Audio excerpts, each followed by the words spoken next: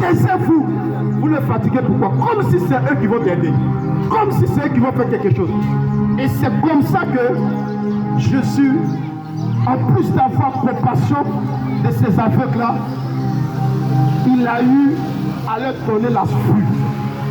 Et je prie que ce matin, que Dieu puisse avoir compassion de toi. Amen. Notre Seigneur Jésus-Christ puisse avoir compassion. Lui, il n'a pas la même compassion que nous. Amen. Il n'a pas la même compassion. Il dit, je ne vous donne pas la paix comme le monde vous donne.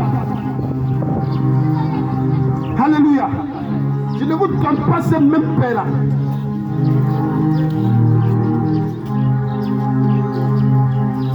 Donc que notre Seigneur Jésus-Christ puisse avoir compassion de nous. Maintenant, on va prendre un autre verset et on va comprendre ce qui fait beaucoup obstacle à l'homme. Vous allez comprendre ce matin. Quelqu'un peut me prendre Hébreux chapitre 6, verset 10. Et je vais terminer avec ça.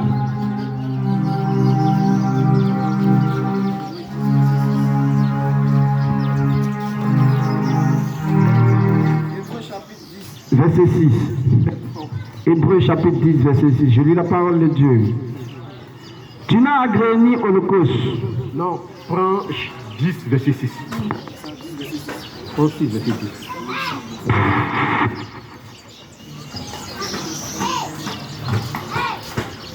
Hébreux chapitre 6, verset 10. Je lis la parole de Dieu.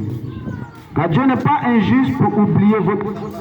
Ok, la Bible dit dans Hébreux 6, au verset 10, que Dieu n'est pas quoi? Injuste pour oublier le travail que vous faites.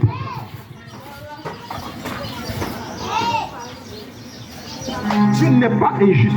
Vous savez, la plupart, ce qui est un blocage, un vrai, c'est que dans le cœur de l'homme, il y a certaines douleurs qui ne partagent pas aux gens, mais qui est dans son cœur et qui est comme une flamme ou un feu qui le détruit. Il y a des gens qui ont été maltraités, tellement maltraités que la douleur, l'image est restée dans son cœur. Et aujourd'hui, ça le combat.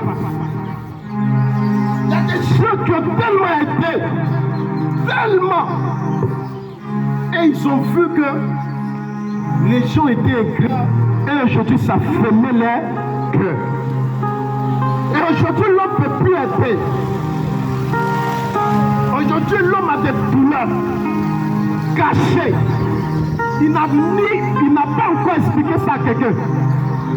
C'est la nuit, à 2h du matin. Sinon, lui pouvait témoigner de la souffrance que certaines personnes vivent, que nous vivons.